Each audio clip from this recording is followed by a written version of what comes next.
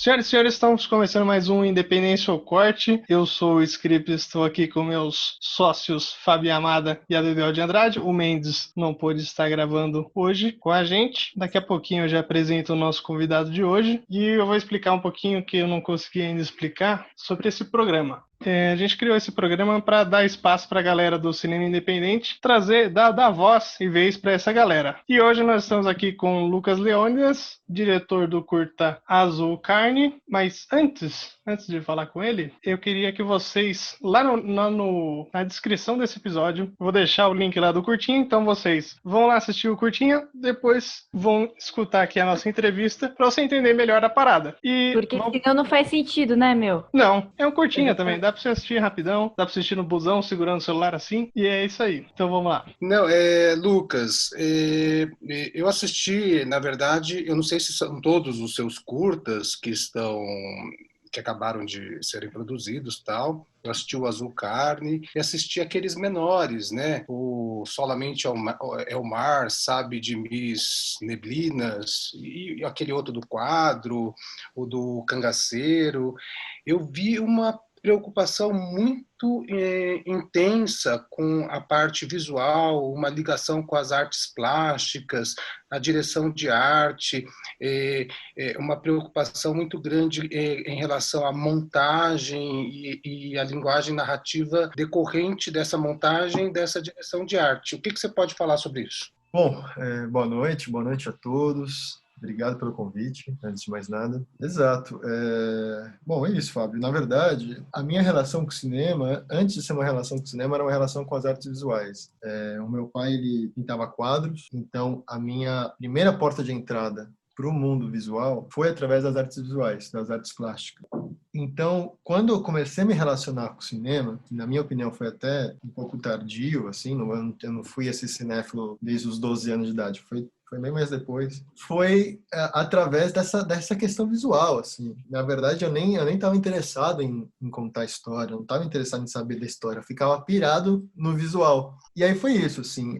Então eu comecei a ter uma relação, eu comecei a me descobrir cineasta, me descobrir diretor, cineasta é muito forte, quando eu comecei a entender que eu queria relacionar as artes visuais, a questão das artes plásticas, com o cinema. No começo, era uma coisa muito rígida, assim. Então, eu estava interessado muito na questão visual, na estética e tal, e fui deixando um pouco de lado a questão mais cinematográfica mesmo, da linguagem em um sentido mais amplo. E aí, com o passar do tempo, eu fui me afrouxando e me permitindo ser mais do cinema e menos dessa estética pré-definida ou pensada, assim. Conforme eu fui entendendo melhor o pensamento da imagem no cinema, eu fui me permitindo, né? Entendi. Eu não sei se eu não vi a cronologia dos seus curtas, mas aqueles mais curtos realmente parece uma videoarte, né? É quase uma. Você está filmando. É estética sobre o conteúdo, assim, né? Ele tem essa questão ali. Sim, mas não deixa de ser interessante porque passa uma emoção muito forte, né? Apesar de você não ter um arco do personagem, de você não ter uma história para contar, fica a sensação de você estar vendo aquelas imagens e a conexão daquelas montagens. Eu gostei daqueles curtas menores. Agora, eu queria que você me falasse um pouco mais da história do Azul Carne. A impressão que eu tive é de que é um rompimento de um relacionamento e que você quis ilustrar cada personagem através das cores e fica bem claro isso nos planos. Exatamente.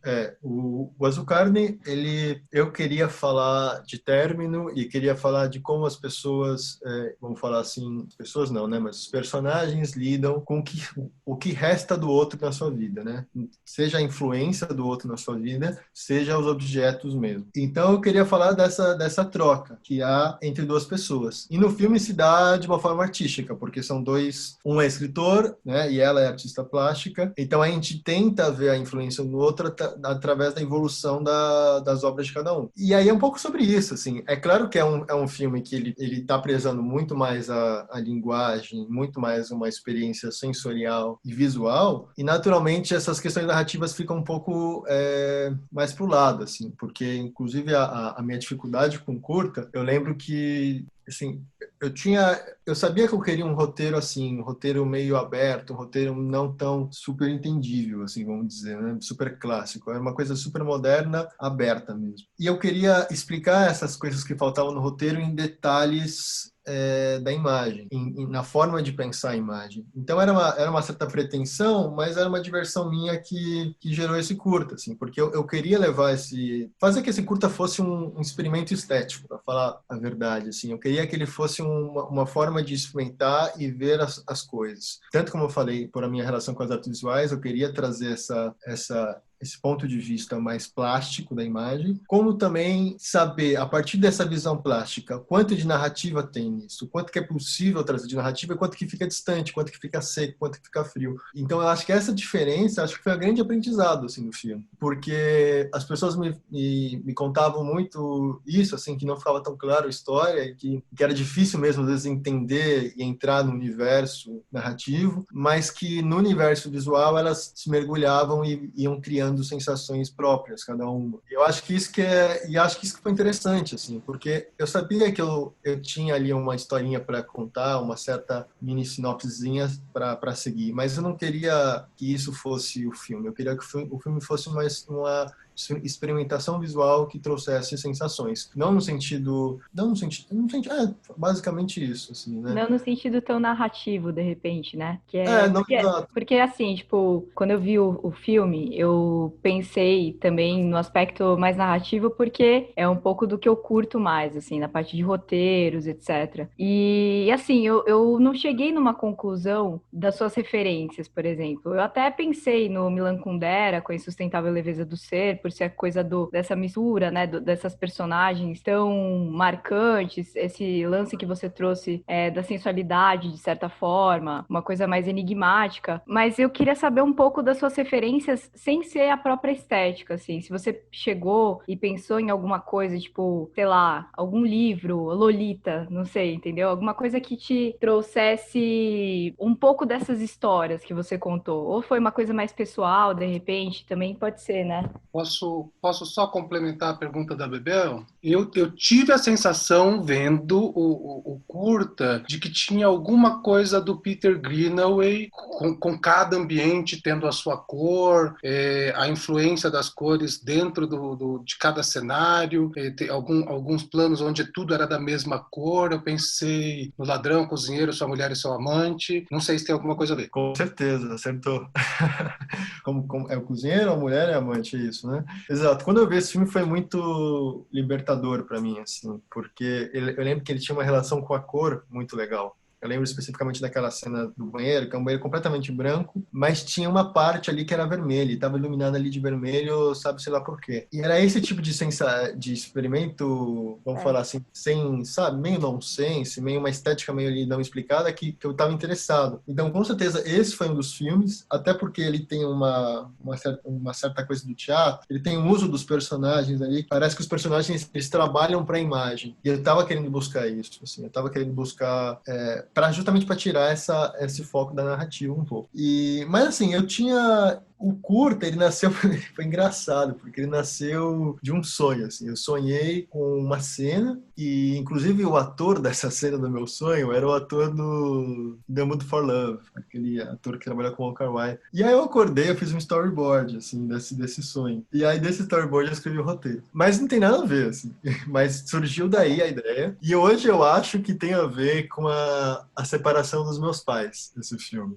Assim, não que seja sobre isso, mas lá no meu inconsciente talvez seja sobre isso. Mas enfim, eu também eu tive muitas assim, referências não só assim visuais, porque eu acho que eu tentava adaptar muito bem a câmera ao lugar e ao momento. Então, por exemplo, a gente tinha locações que a gente já conhecia. Eu lembro que quando eu fui visitar as locações que eu tinha, eu já armava o plano, assim, eu já tirava a foto como que o plano ia ser, porque eu queria basear um pouco a estética e o pensamento visual a partir da locação mesmo, a partir do espaço. Então, as referências visuais, as referências cinematográficas que eu fui ter eram mais como uma ferramenta de me permitir e de me libertar emocionalmente e profissionalmente, vamos falar assim, das amarras que a gente se coloca no mundo do cinema, porque, enfim, é natural e tudo bem, assim, não é também... Então, por exemplo, aí naquela época eu lembro que eu adorava muito Jodorowsky, eu gostava muito do Jacques Tati, que eram pessoas que tinham pensamento plástico sobre a imagem, tinham pensamento de fazer algo visual como o próprio argumento, assim. Claro que o Jodorowsky e o Jacques Tati falavam de muitas mais coisas, falavam coisas incríveis. Ainda falam, o Jodorowsky ainda é muito doido. E aí depois eu fui descobrir lá o Kiarostami também, que tinha essa para mim é o Hopper atual, assim, né? Tinha essa relação de, sabe, de pintura mesmo. Mas aí foi isso, assim, foi muito também uma descoberta, assim, não foi também, eu tentei não me basear exatamente, mas eu tentei mais me permitir, trazer referências e mestres que me ajudassem a me permitir o que eu queria fazer, porque o meu mundo ao meu redor não dava sentido para aquele filme, e eu queria dar um sentido para mim. Sabe? Quer perguntar mais alguma coisa, Isabela? Não, eu curti, eu fiquei feliz, assim, com o que eu ouvi. Só isso. Que essas coisas. Deixa eu fazer um comentário e perguntar. Eu acho que todos os filmes que a gente faz são a respeito de nós mesmos, né? Então, você lembrar dessa história da separação dos seus pais, eu acho super, super viável, cabível e pronto, né? E aquele plano final em que tudo fica meio branco, né? Você tira a cor do reencontro, que na verdade vai ser o último encontro dos dois, é proposital? Você acha que realmente não fica nada de nenhum dos dois e fica tudo branco, vazio? Foi essa impressão que eu tive. Você diz o último plano do filme. Que estão os dois lá, um entregando o livro para o outro, eu acho, a impressão é essa, e tá tudo branco, né? Meio que sem cor. Tem uma imagem mais sem contraste, né? Então. Então, exato, foi por aí, sim, porque o filme tem duas cores, né? Trabalha com duas cores, o azul dele, a vermelha, e ela é vermelha. Então é um filme muito colorido e é também um filme muito minimalista, assim, visualmente.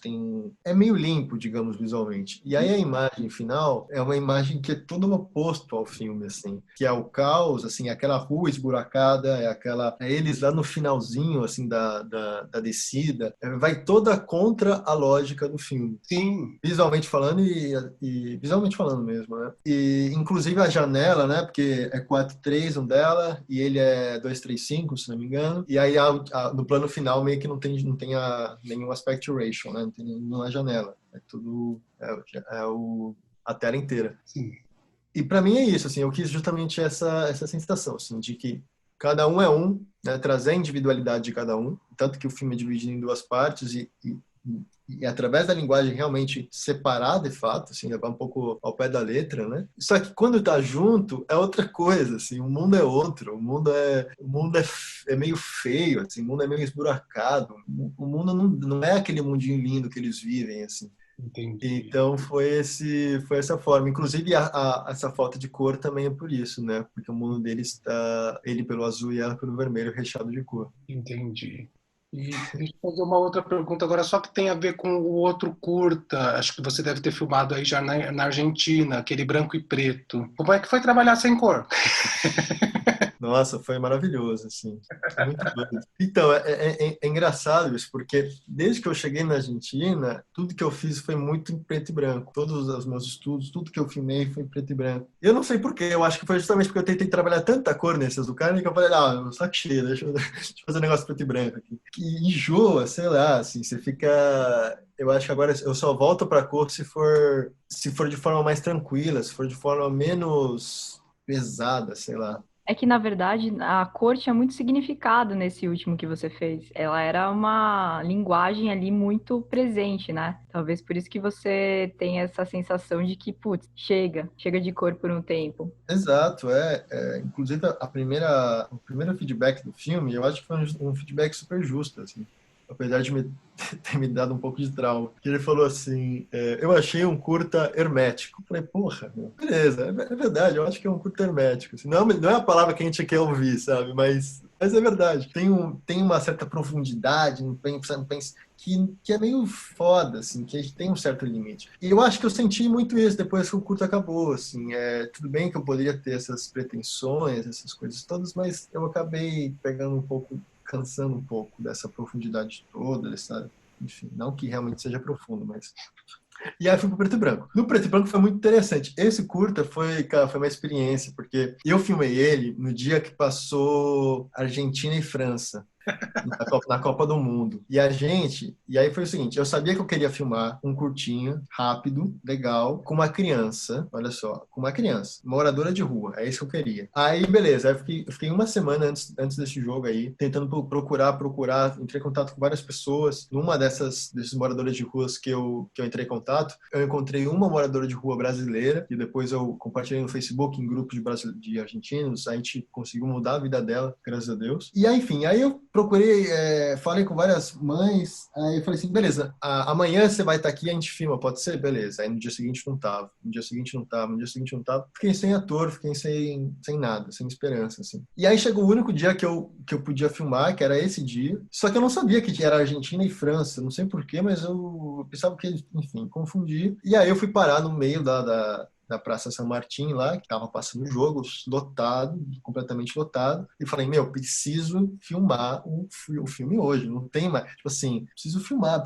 não interessa, mas eu vou filmar, que é uma ideia simples, é uma curtinha rápida, vai rolar. E aí eu perguntava pra pessoa, você quer, não sei o que participar? Tal, não quer. Aí eu encontrei um imigrante camaronês, e ele falou assim, não, beleza, eu participo, me espera aqui, depois do jogo a gente vai lá e filma. Eu falei, nossa, muito obrigado, vamos lá. Bom, depois do jogo, ele também não tava lá. E eu falei, cansei. Aí, literalmente, passou um cara do meu lado, eu falei, você quer filmar? Filma comigo isso é rápido, por favor, é um dia só. E a gente foi lá e foi filmar.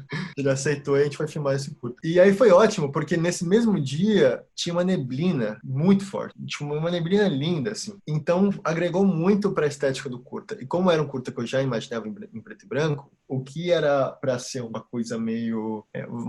várias camadas de cinza, sabe? Virou um preto e branco de fato. Virou uma coisa bem contrastada. Porque a neblina meio que dava um branco para a imagem, assim, dava uma coisa muito bonita. E aí foi ótimo, assim, aí eu gravei essa brincadeira e para mim eu adoro esse curtinha porque foi super divertido, assim, foi uma correria ótima.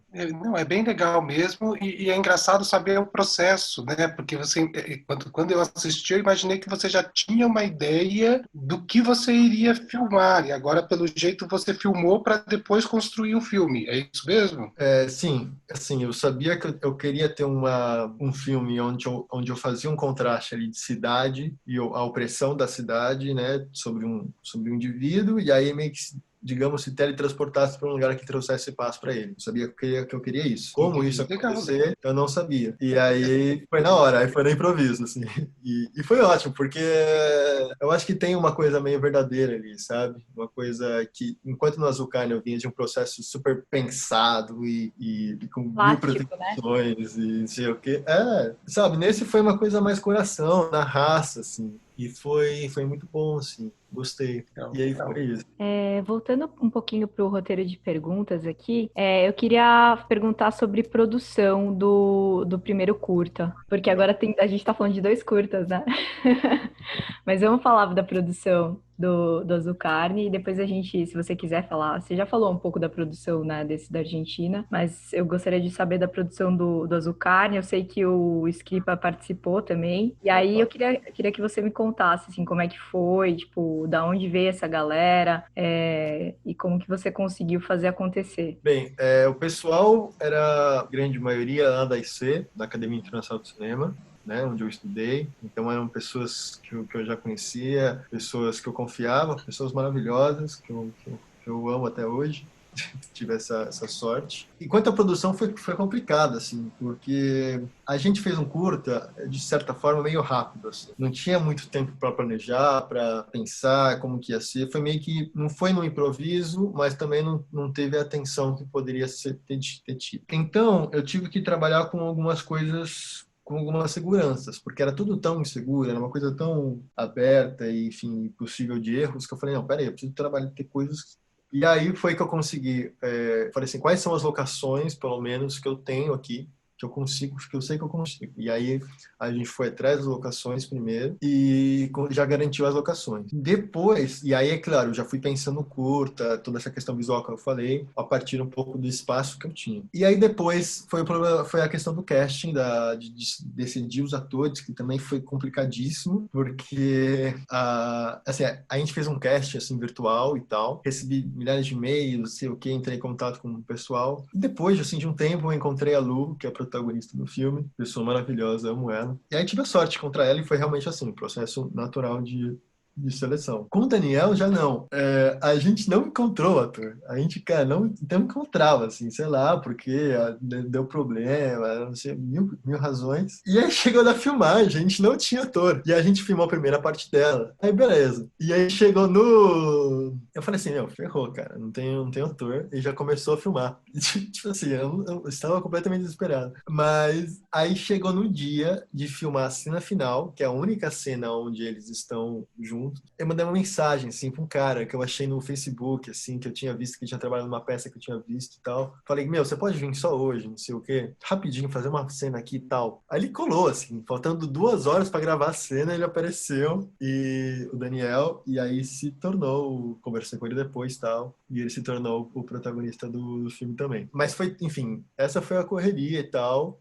A gente não usou nenhum edital, não usou nada, então foi tudo do nosso bolso mesmo, do meu bolso, para falar a verdade. Teve um produtor executivo nesse curtinha? Eu não.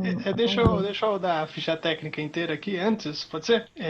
Primeiro eu vou começar com o elenco. Luana Gimenez, Daniel Cardoso, Luiz Almeida, Suia Legaspi. Direção e roteiro, Lucas Leônidas. Direção de fotografia, Leonardo Rola e o Mike Anielewicz, um glorioso Mike.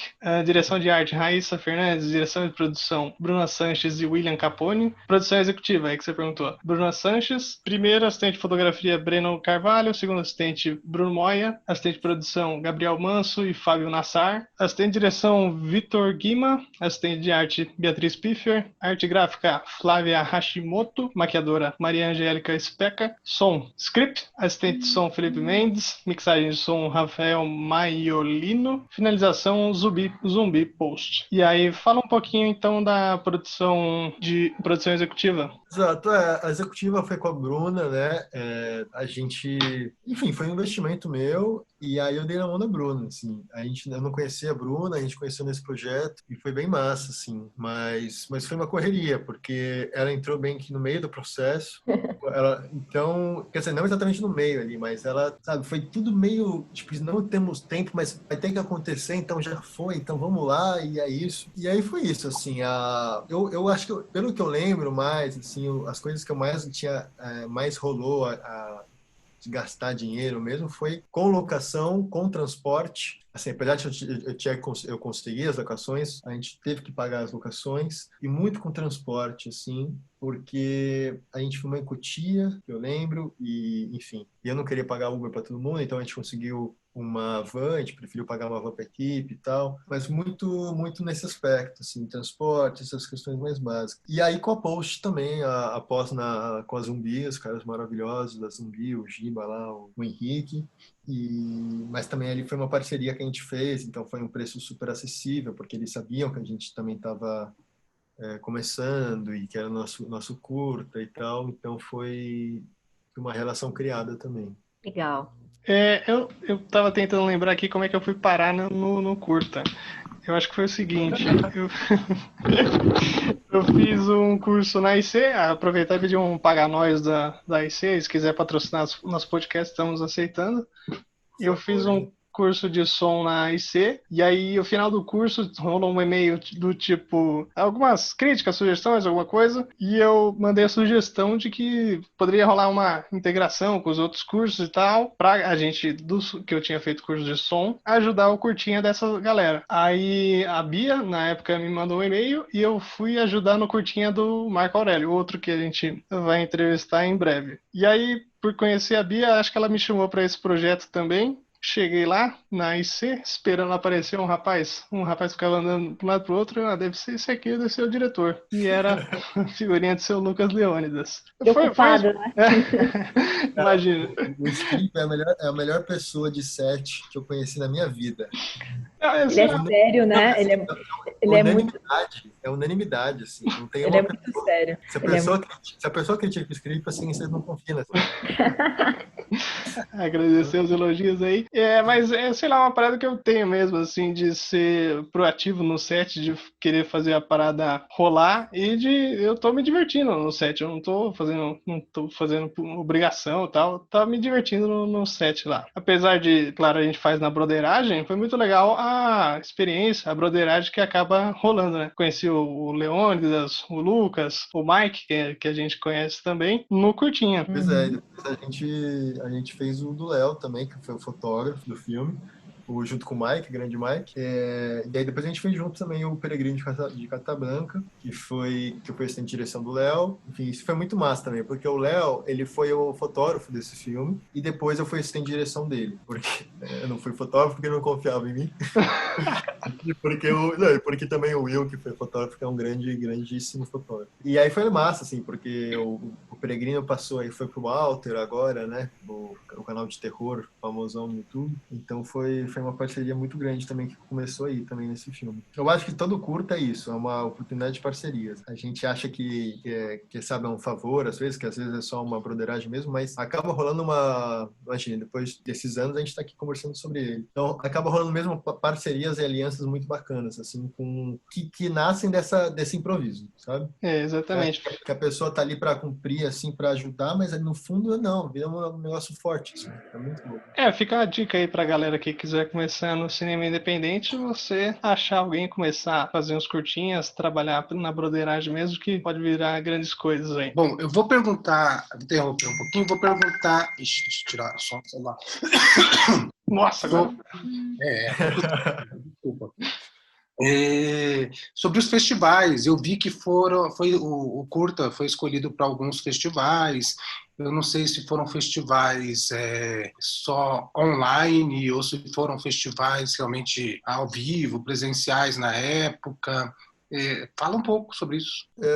Foram todos presenciais, foram bem legais. Se não me engano, tem acho que tem uns dois que é aqueles festivais mensais, né? Porque isso também é uma coisa que engana muito, né? Que você tá lá no Film Freeway, lá, colocando seu filme pro mundo. Para quem não sabe, o Film Freeway é uma plataforma de colocar o filme em festivais. E existem muitos festivais, e alguns festivais são festivais mensais, ou seja, que acontece todo mês, e que é naturalmente muito mais fácil o seu filme ser aceito. Mas que às vezes não é tão bacana porque não acontece todo mês também. Mas teve 2 ou 3 desse, e o resto foi tudo presencial. Nossa, peraí. O Covid. Você passou para ele, Fábio. Covid. Enfim, e aí, infelizmente, não teve nenhum, assim, em São Paulo, não teve nenhum próximo de onde eu vivo, de onde eu morava, então não pude comparecer. Mas a gente rodou até que legal, assim, em termos de diversidade de países, né? A gente foi para os Estados Unidos, Índia, Romênia, Itália, Israel, Colômbia. Então foi bacana nesse sentido. Mas não tive a oportunidade, né, obviamente, de ir lá apresentar meu filme. Entendi. É legal.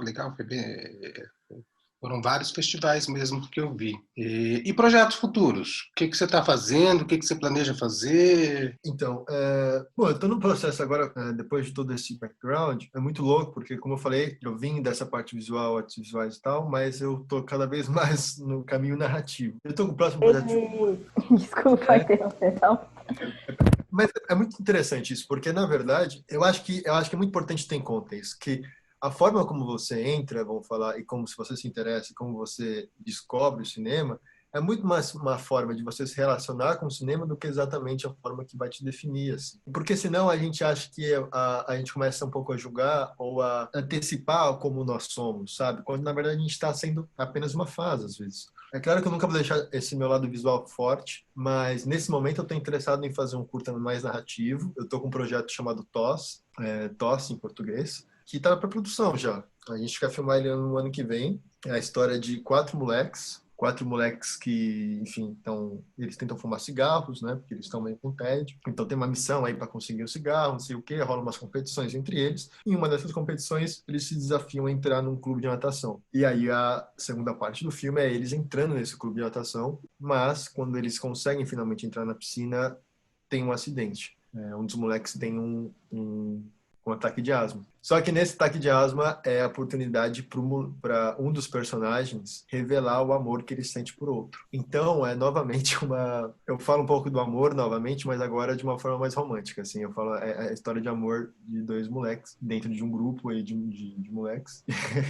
Enfim, e aí é isso, assim. Eu tô com esse projeto e agora eu tô no processo justamente de finalização. Aconteceu uma coisa muito interessante que, pelo fato da gente estar numa quarentena, os pitchings, existem, né, as plataformas de pitching, para quem não conhece, que basicamente você vai lá apresentar o seu projeto, você faz como se fosse um TED Talk, né? Tenta vender o seu projeto para produtores. E normalmente isso é pessoalmente. Você tem que ir até lá, até os países, até os lugares, etc e tal. Como teve a pandemia, aconteceram muitos pitchings virtuais. E eu participei de um recentemente, de um festival de Portugal, chamado FASH, New Directors, New Films, onde eu participei e tentei vender lá meu projeto. E aí foi massa, assim, porque foi uma experiência foda, sabe? Porque foi tudo em inglês, então complicado você ter que vender seu peixe em inglês. Mas foi ótimo porque foi minha primeira tentativa, assim, de participar de um pitching, assim, e isso só aconteceu por conta da pandemia, por conta de eu não precisar ir lá e fazer tudo por Zoom, porque normalmente eu seria tudo pessoalmente, ou seja, eu teria que ir até Espinho,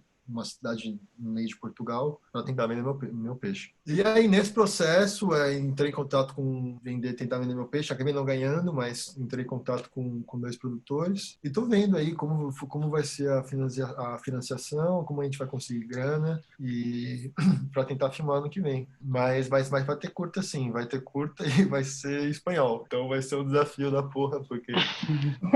Vai filmar aí na Argentina? Vou filmar aqui. Então, assim, vai filmar criança, que já é assim, complicado, e dirigir em espanhol. Então, meu amigo, eu não sei como vai ser, mas já me meti nessa, então já foi.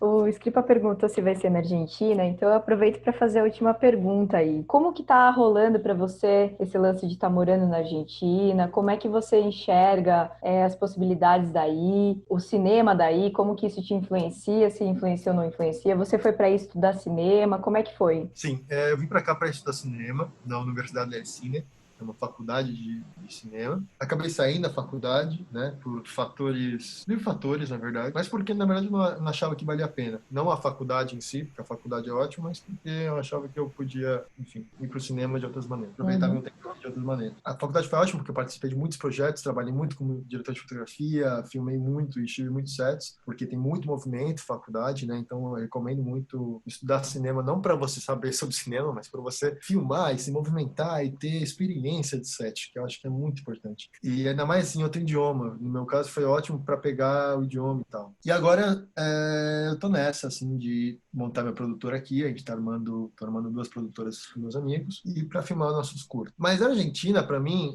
foi muito massa por vários pontos de vista, assim. Primeiro porque é meio que a sensação que me dá é que é possível mapear e visualizar um pouco o cinema aqui. Enquanto a sensação que eu tive pessoalmente em São Paulo, para não falar Brasil, porque Brasil tem vários Brasis, é que é muito difícil, assim. Em São Paulo parece que é tudo infinito, assim, que a cidade não acaba, que tem muita gente trabalhando com isso, mas ao mesmo tempo parece que você não conhece ninguém. Ao mesmo tempo que você conhece um cara ali, outro ali, as pessoas são acessíveis, as pessoas também não são acessíveis, as pessoas vão para os mesmos lugares, mas você nunca encontra elas lá. É uma coisa muito complicada de entender São Paulo. Eu não conseguia me localizar lá exatamente, justamente por essa sensação de megalópole. Talvez em outras cidades, tipo, acho que até mesmo Rio, é muito mais tranquilo, assim, você sabe que as pessoas se conhecem, que é uma coisa mais fechada mesmo e tal. E eu acho que aqui em Buenos Aires tem tudo que uma cidade grande tem, mas tem essa sensação de menor, assim, de ser possível, de você conseguir conhecer, de você conseguir entender como funciona. Isso é ótimo, por quê? Porque a Argentina,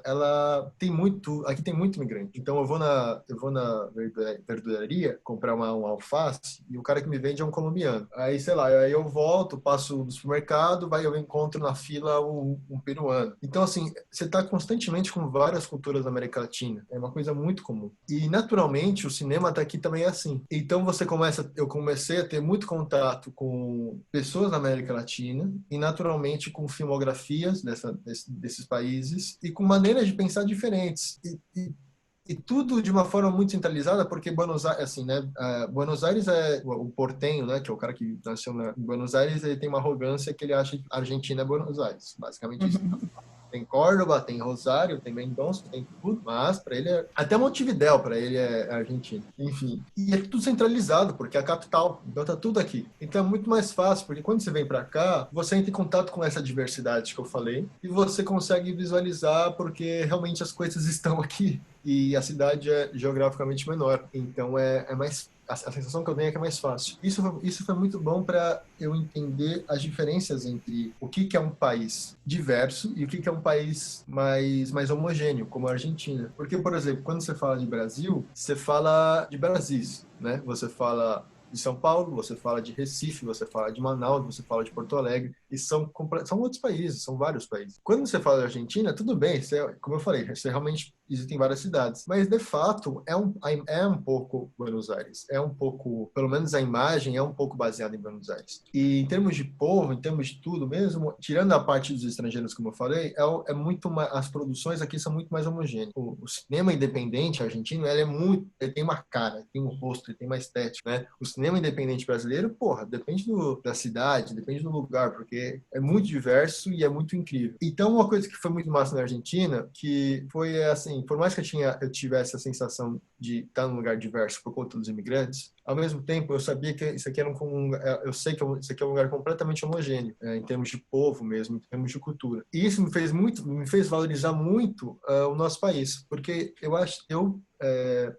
quer dizer, só posso falar por mim, né? Mas eu acho mesmo que o brasileiro, ele vê a sua diversidade como algo bom, mas ele vê também como um certo problema de identidade, assim, sabe? Ele tá sempre se questionando o que é o Brasil, assim, que é uma questão ali da década de 60, até antes, assim, semana de 22, enfim. Mas parece que há um questionamento do que é Brasil, quando o Brasil são os Brasis. E se for para falar de política, assim, é meio óbvio, mas em termos de cinema, a gente não entende o quanto essa diversidade é rica. Por quê? Porque a gente não sabe o que é não estar num país em que a filmografia é parecida, em que o povo mesmo é muito mais homogêneo. Então, foi muito legal entender, estar num lugar com esse contraste, porque me fez valorizar muito o Brasil e entender muito mais os Brasis que existem, sabe? Eu vou dar uma aqui de advogado do diabo agora.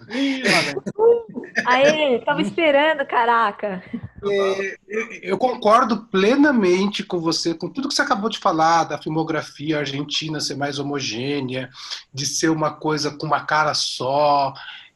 Isso não quer dizer que o cinema argentino é ruim de forma alguma. Ele é um cinema muito bem produzido, muito bom, mas realmente é homogêneo.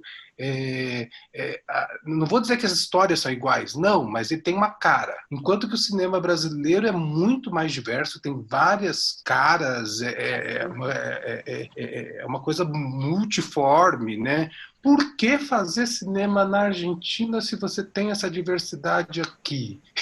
Então, primeiro pela experiência de morar fora, assim. Aqui, além de ser uma cidade maravilhosa, assim, qualidade de vida incrível, é mais barato, para ser bem simples, assim. É mais barato e tem uma qualidade de vida melhor.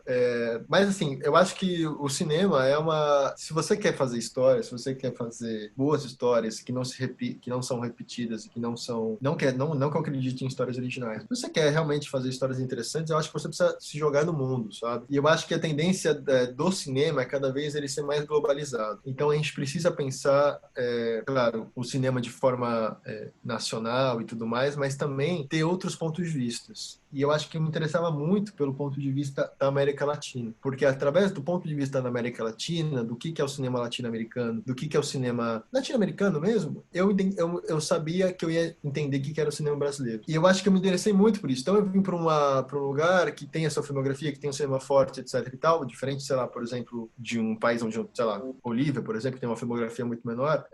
Eu vim para um país onde eu pudesse entender o cinema deles, mas também é um lugar onde eu pudesse entender o meu cinema. E eu acho que isso não aconteceria em outro lugar, porque a Argentina tem uma relação muito forte com o Brasil. Então, e ela é muito influenciada pelo Brasil. A gente não faz a mínima ideia, assim, de como eles adoram a gente e de como a gente influencia ele. Então, eu acho muito massa, assim. E eu lembro que antes de vir pra cá, assim, quer dizer, eu ainda tenho isso, né? Eu tinha um discurso muito do Glauber, assim, nessa coisa anti-imperialista muito forte. E foi muito interessante porque eu lembro de um amigo paraguaio que ele falou assim para mim, cara, eu era o cara dos Estados Unidos, né? Ele falou assim para mim, cara, o Brasil é os Estados Unidos da América Latina. Ele meio que imperializa os outros países. E eu não fazia noção disso. E eu falei, como assim e tal? E aí ele foi me explicando, assim, eu fui entendendo. A nossa música, cara, porra, todo mundo ouve música brasileira e a gente não ouve música em espanhol. Não, sabe, assim, por exemplo, no caso dele, do Paraguai, o fato da gente ter, sei lá, uma indústria cinematográfica, sei lá, cinema independente próprio, para ele é incrível. O fato da gente ouvir música sertaneja própria, para ele é incrível, porque o Paraguai não tinha um mercado de música tão grande quanto o nosso. Enfim, você vai percebendo como o seu país influencia no outro, enquanto eles são gigantes. E quanto o seu país é gigante, de fato, porque o nosso país é muito grande. Tanto, né? Todos os sentidos. E eu acho que isso foi ótimo, porque se a gente quer falar de imagem, se a gente quer falar disso, vamos trabalhar o Brasil, vamos pensar o Brasil e filmar o Brasil, a gente tem que saber o que ele é para os outros. Porque se a gente for falar só o que ele é para a gente vai estar se comunicando só com a gente e para a gente, o que eu acho que é ótimo e é necessário, mas tem muita gente fazendo, muita gente bacana fazendo isso. Mas eu acho que também, com a tendência do cinema ser cada vez mais globalizado, cada vez mais coprodução, é importante a gente estar em constante diálogo com nossas fronteiras, que é uma coisa que a gente não faz. A gente não entra em contato com a América Latina. E eu acho que resgatar a América Latina é muito importante para o brasileiro, porque aí ele vai deixar de ter essa síndrome de vira-lata, ele vai deixar de ter esse sentimento de isolamento, de, eu falo português e ninguém me entende, e aí naturalmente ele vai copiar o americano, ele vai copiar o europeu. Ele começa a se entender e naturalmente começa a se ponderar no momento que ele começa a se comunicar com a América Latina. E eu acho que eu vim entender um pouco isso também. Interessante. Gostei bastante da resposta. Você quis ter uma visão de fora. Eu concordo bastante com essa questão aí. Eu acho que a gente nós do Brasil aqui, a gente às vezes sabe mais do que está acontecendo nos Estados Unidos, na Europa, do que está acontecendo no Uruguai, na Argentina, em várias questões, né? Eu acho que até uma coisa assim que a gente tem, por exemplo, até no turismo, né? O brasileiro muitas vezes vai para outros lugares, nos Estados Unidos, para a Europa, e tem aqui Uruguai, Chile, Argentina, tem vários lugares muito bons para o turismo, e eu acho que o brasileiro ainda não entendeu isso. Pois é, nossa, aqui na Argentina, cada lugar maravilhoso, assim. Não, e são lugares acessíveis, sabe? E aí você percebe, sei lá, deserto de sal na Bolívia, assim, um negócio assim, incrível.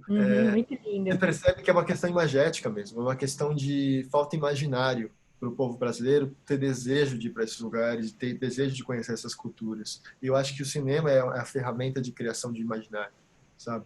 Então é importante a gente estar pensando não só no cinema brasileiro, mas no cinema da América Latina, cinema latino, porque não só é assim que os caras lá de fora vê a gente, mas também para a gente estar se comunicando, cara, porque a gente se comunica muito pouco. A gente se comunica com a Argentina, para falar a verdade. O Chile talvez também. O Chile um pouco, sim. E o México também, que se identifica com a gente. Mas assim, aí eu tenho uma visão um pouco diferente também do que você fala. Eu nem sei se o brasileiro ele não tem o interesse necessariamente. Eu acho que tem muita gente que tem o interesse de conhecer outros lugares. Eu acredito que aí a gente está falando um pouco da elite, né? Mais da elite cinematográfica, que é a elite.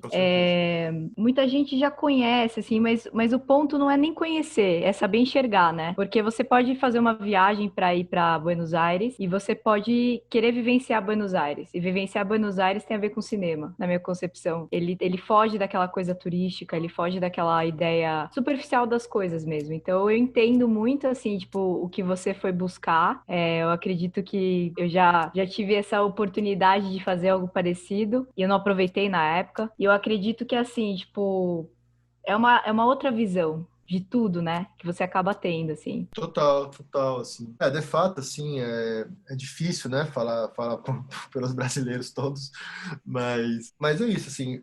Eu também acho. Na verdade, eu não acho que o brasileiro não tem desejo, assim, na América Latina, né? Uhum. Mas eu acho que ele não se localiza na América Latina, ele não se vê refletido na América Latina, sabe? Eu acho que ele usa quando a gente fala de América Latina, a gente fala muito mais para exaltar o Brasil, quase como uma forma de encontrar o Brasil do que propriamente encontrar a América Latina. Então, sei lá, assim, até talvez role realmente muito desejo, mas em termos de consumo, né, principalmente em consumo audiovisual, a gente está muito ainda... E eu me incluo nisso também, né? Uhum. Estados Unidos e Europa, né? Sempre. Então, foi isso aí. Falamos aqui com o Lucas Leônidas. Curta, faz aquele. Você já sabe a rotina, né? Curtir, seguir a gente no Spotify, no Instagram, Facebook, dar uma olhadinha no nosso blog. Tudo que o Leônidas citou, ele vai estar ou na descrição do Spotify ou na descrição do blog. Muito obrigado, Leônidas. Quer dar um recadinho final? Bom, não, eu queria agradecer, primeiramente, a oportunidade. Eu acho que é muito massa a gente falar de cinema independente, não só em termos de produção, enfim, mas pensar mesmo, enfim, de forma aberta e tudo mais. Acho que é importante a gente ver o cinema independente como pessoas mesmo, e não só como a alternativa ao cinema comercial, etc. Eu acho que isso é um espaço para a gente humanizar mais, assim, esse mercado e esse mundo, assim, que tende a nos isolar, às vezes, parece, mas, mas é isso. Obrigado, gente. Que isso, a gente que agradece, volte sempre aí, se tiver algum projeto de, sei lá, financiamento coletivo ou algum próximo filme que se sair em festival, alguma coisa, volta aqui, troca ideia com a gente, e as portas do apartamento 406 estão sempre abertas para você. É isso aí, falou! Parabéns! Falou, obrigada. Obrigado, gente.